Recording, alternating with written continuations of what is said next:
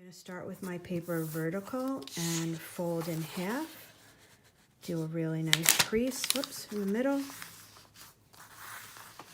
And then I'm going to fold it over again.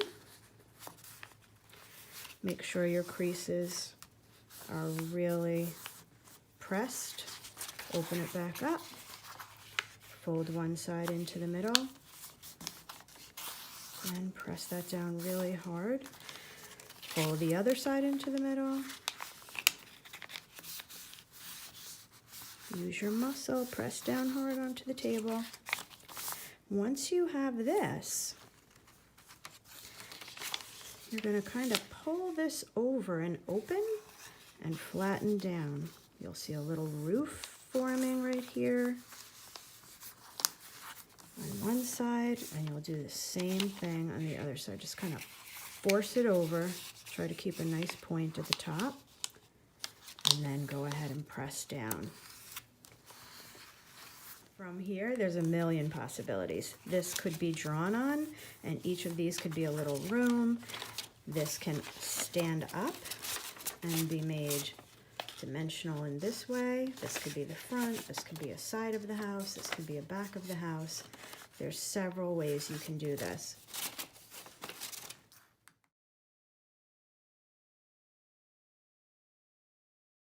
I'm going to do it one more time with this rainbow paper, again folding in half from the top to the bottom, and then folding across like a book. This is a little thicker, so you want to make sure you're really creasing crisp corners. I'm going to open it. I'm going to take one side and fold it into the middle. Flatten that back out. Take the other side, fold it into the middle. Flatten that back out. Open this and pull this side over to your middle and mush down. What a cute little roof. Same thing on the other side.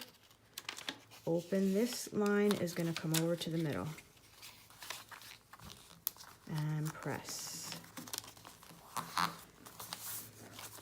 So there's lots of spaces for drawing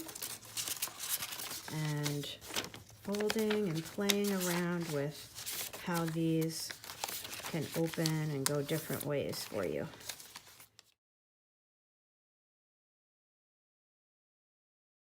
Here's another one that I made with wallpaper, and you can see how they stand up. They're really fun. Or you can press them down and have your house that way. And one more. So this is also wallpaper, but I went and added some more of my own marks to it with metallic markers.